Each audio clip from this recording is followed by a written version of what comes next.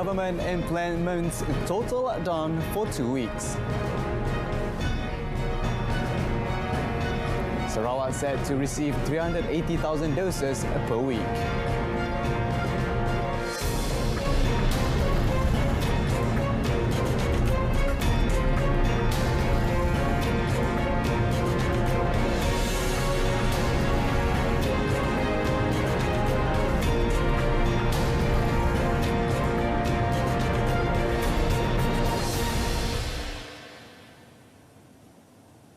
Good evening, I'm Azlani. Welcome to News at 10.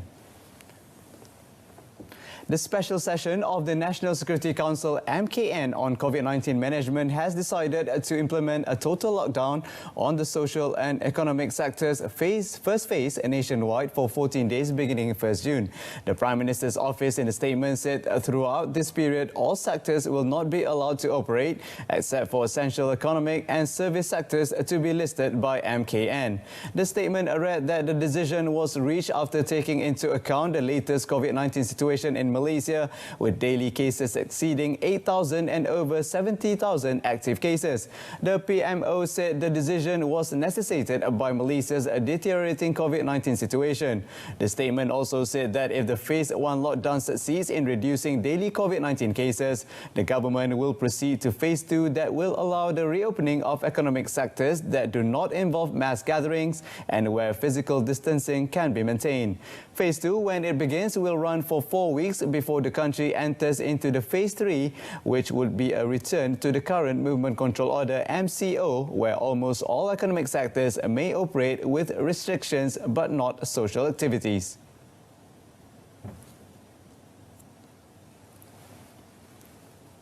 Sarawak will receive 380,000 doses of vaccine every week from June till August.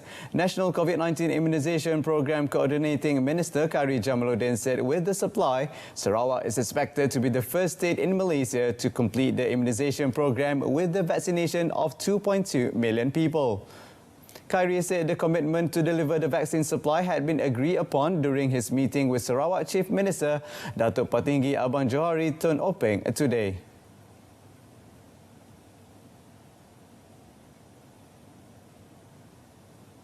Pembekalan besar akan bermula pada minggu pertama bulan Jun, di mana penghantaran akan mula dengan skala yang lebih besar. Dan pada minggu pertama bulan Jun, kita anggarkan 380,000 dos vaksin akan dihantar ke negeri Sarawak dan akan dihantar pada setiap minggu sehinggalah mencapai 4.4 juta dos pada akhir bulan Ogos. Speaking at a press conference at Wisma Bapa Malaysia in Kuching, he said to complete the COVID-19 immunisation program in Sarawak, the state needed to administer an average of 45,000 injections per day until the end of August. In this regard, he said the government had agreed to open more vaccination centres, PPV, increase staff at the PPV, as well as expand the vaccination drive to general practitioner clinics and private hospitals.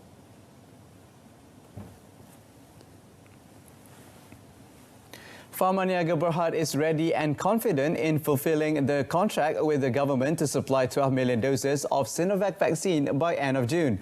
Group Managing Director Datuk Zulkarnain Mat Yusof said that the company remains committed in helping the country achieve herd immunity by distributing the doses to the state governments and the private sector subject to government obligations and requests. Elaborating further on the matter, Datuk Zulkarnain said the doses comprise of 5.09 million fill and finish as well as 6.9 million doses of finished vaccine.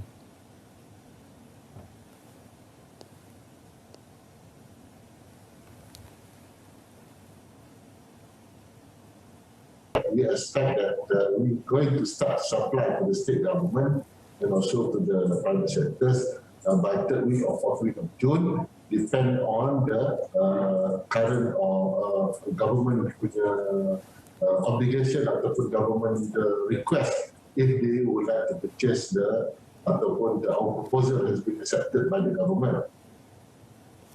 Speaking in a virtual media briefing today, he also said the World Health Organization is expected to approve the Sinovac vaccine in the near future, and the company plans to place more order before the global demand for the vaccine increases.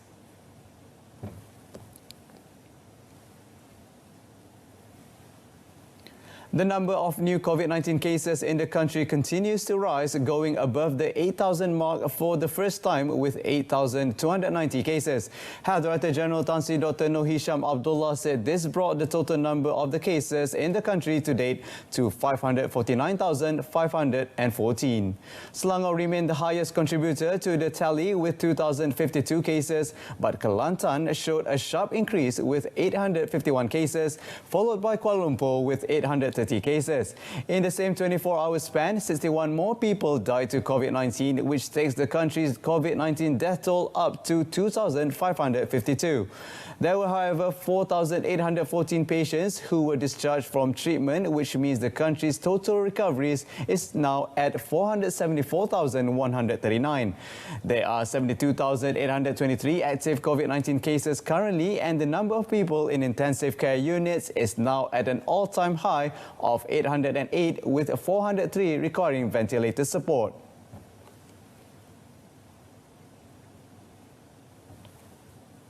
Malaysia has recorded a total of 25 Aidilfitri celebration clusters nationwide involving 887 positive cases, while another 3,309 individuals are still waiting for their COVID-19 test results.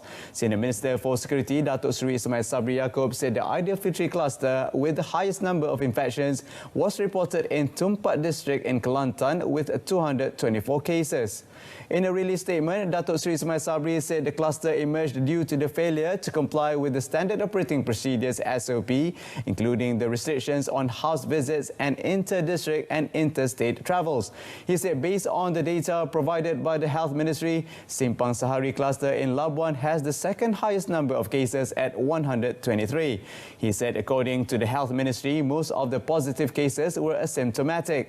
Some 699 patients did not show any symptoms as compared to the other 151.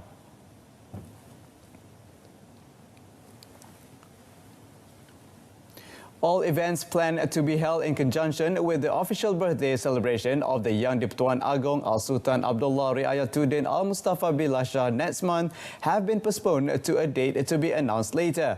Comptroller of the Royal Household of Istana Negara, Dato' Ahmad Fadil Shamsuddin, said the postponement was made with the consent of His Majesty due to the nationwide implementation of the Movement Control Order MCO 3.0 from 12 May to 7 June. Commenting further on the matter, Dato' Ahmad Fadil said Al-Sultan Abdullah had consented to the postponement after taking into account safety and public health factors, as well as to protect the lives of the people and avoid a worse health crisis. He said it is a protective measure as the country is still fighting the COVID-19 pandemic, and added that this is the second year that events in conjunction with His Majesty's official birthday celebration had to be postponed due to the COVID-19 outbreak. Dato' Ahmad Fadil said although there would be no celebration to mark the event, 7 June would still be observed as a public holiday in conjunction with the Yang di-Pertuan Agong's official birthday.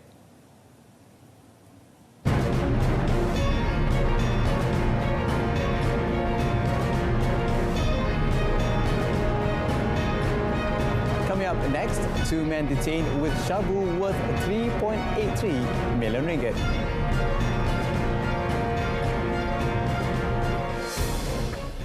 The Domestic Trade and Consumer Affairs Ministry, KPD and HEP, has denied claims that all supermarkets in areas placed under Enhanced Movement Control Order (EMCO) are allowed to operate for only half a day.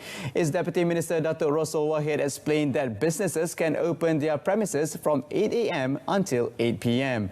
Datuk Rosal said the allegations that went viral on social media recently had caused panic buying among the concerned residents. He said beginning tomorrow until 11th June, Kuala Berang Sub-District in Hulu Terengganu would be placed under EMCO due to the surge in COVID-19 cases.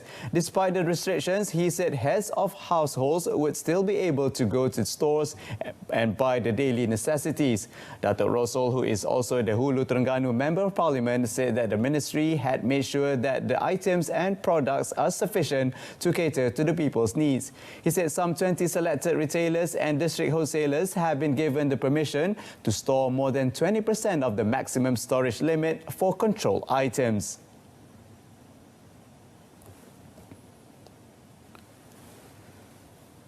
The Seberang Perai City Council MBSP has warned traders and customers that strict action will be taken against those who vandalize and remove barbed wires that were installed around wet market complexes here.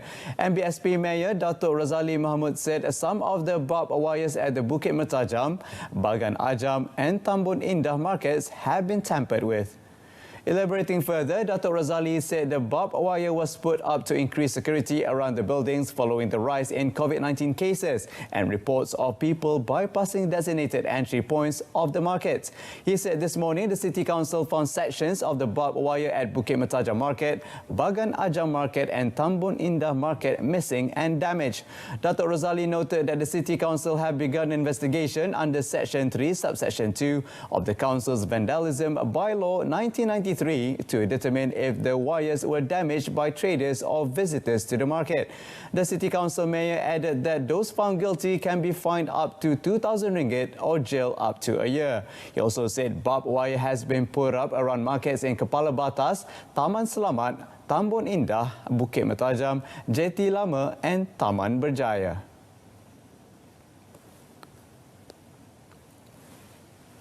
The proposal to give the Department of Labour JTK the authority to take action against employers who violate the work from home WFH rules was brought to the National Security Council MKN meeting today. Human Resources Minister Datuk Sri M. Saravanan said the rules are currently under the Prevention and Control of Infectious Diseases Act 1988 or Act 342, which dictates that only the Health Ministry has the power to act against employers who violate the Standard Operating Procedures SOP.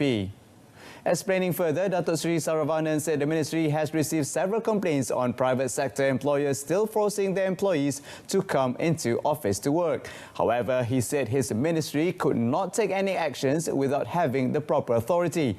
He noted that once the proposal is approved by the MKN, JTK will immediately take actions against employers who disregard the WFH rules.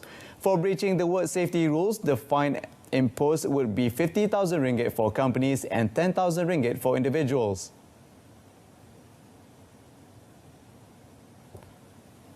Saya cuba minta dengan pihak industri ataupun pihak majikan. Kita dah mula sampai satu tahap yang kurang memuaskan dari segi penularan COVID-19. Walaupun Kementerian Kesihatan dan juga kerajaan telah mengambil pelbagai usaha, kita mungkin tak akan berjaya sekiranya tiada sokongan daripada semua lapisan masyarakat termasuk pihak industri ataupun majikan. Saya minta kalau boleh merayu kepada majikan, ikutlah segala SOP yang telah ditetapkan oleh kerajaan sebab kita sama-sama memutuskan rantai COVID-19. Earlier, to limit movement during MCO 3.0, the government had decided that 80% of government staff and 40% of the private sector employees will work from home.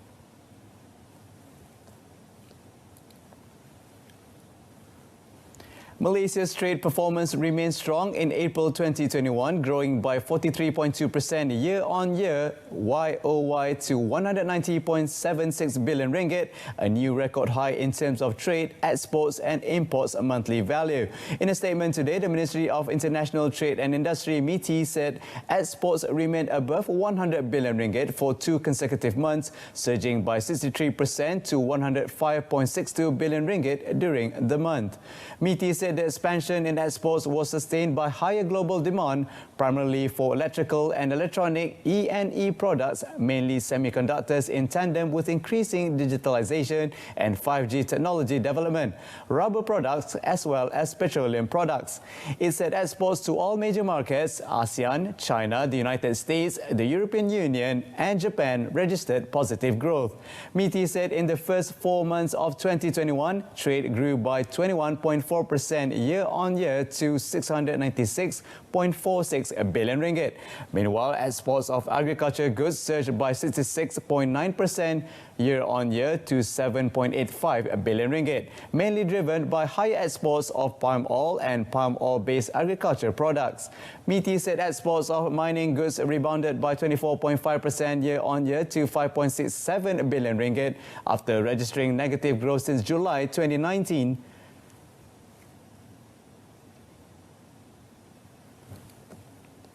The Pulau Pinang police scored another victory in their fight against illicit drugs when they smashed a drug trafficking syndicate and seized 3.83 million ringgit worth of shabu yesterday.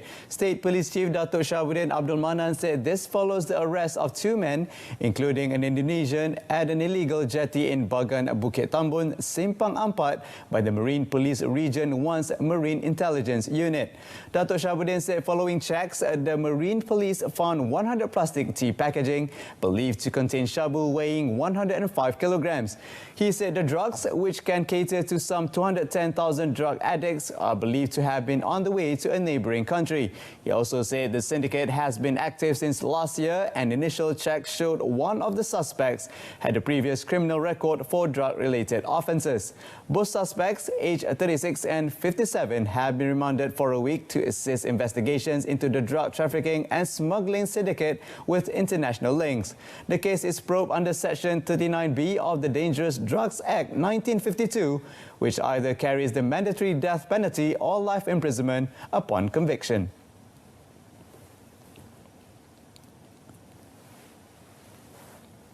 Police have busted a drug syndicate after arresting 6 individuals, including 2 married couples, in 3 separate raids around Ipoh and Bukit Merah, Perak on Wednesday and Thursday. State Police Chief Datuk Mio Faridalshah Wahid said various types of drugs worth almost 2 million ringgit were also seized during the operations. Dato' Mio said the swoop came after police arrested a 32-year-old man in the parking lot of a condominium at Kampong Simi in Ipoh on Wednesday following a tip-off. Follow-up investigation led to a raid at 2 terrace houses in Tambun and Bercham, where another man and 2 women were arrested on the same day. On the following day, police detained 2 local men after conducting 2 more raids in Bukit Merah and Kampong Rapat. All of the suspects, aged between 26 and 34, were believed to have been running the syndicate since last year.